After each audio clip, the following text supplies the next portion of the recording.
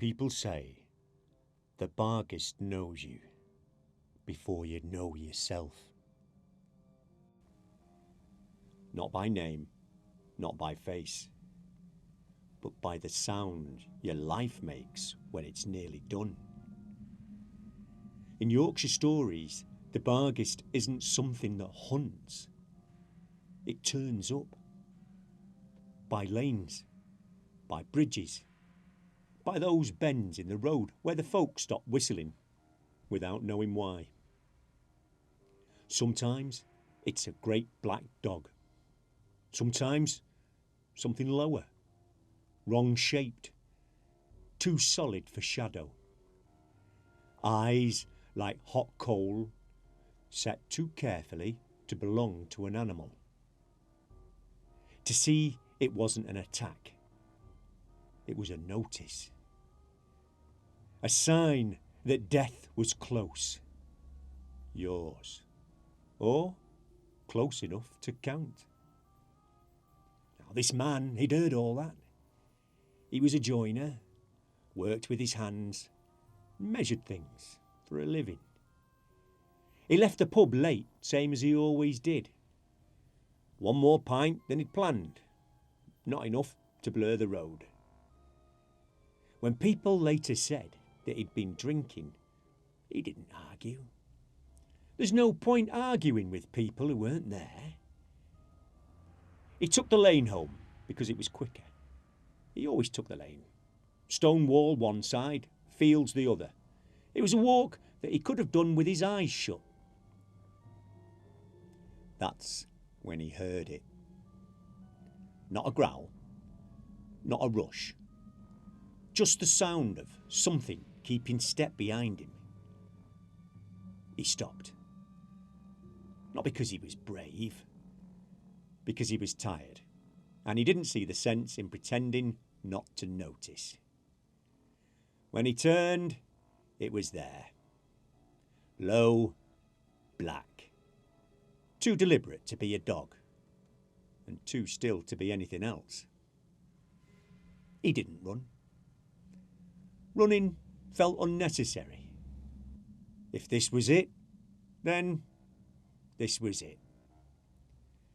He thought of home then, not in a grand way, just the fire, lightly gone down, and his boots left by the door where he'd been told not to leave them, and his wife, already half asleep, not waiting, just used to him turning up when he turned up.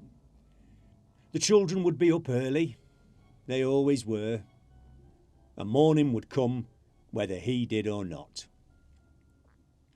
None of it felt important enough to argue with what was standing in the road. If this was it, then it would have to do. He didn't speak. There didn't seem much point explaining himself to a thing that had clearly come with its mind already made up.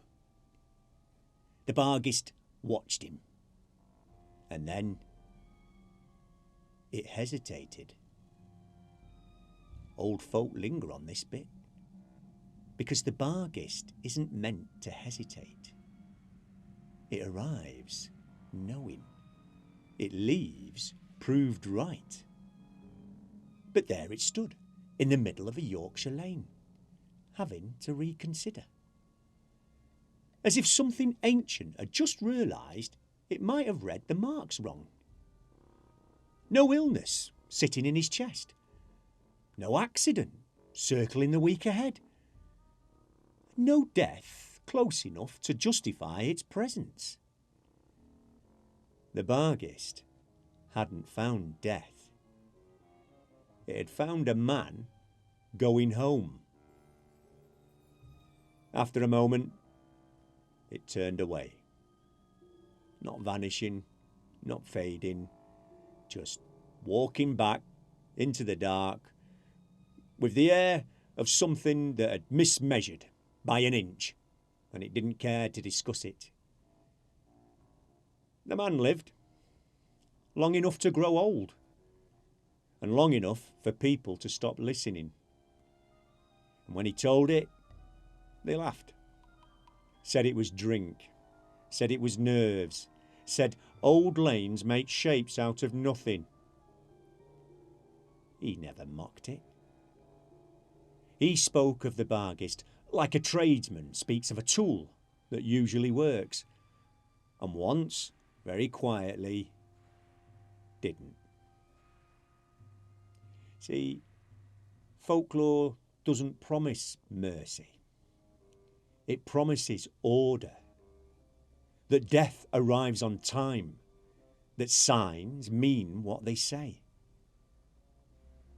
But every system slips. Every measure is once taken wrong. And sometimes death itself has to stand in a lane, check its work and walk away.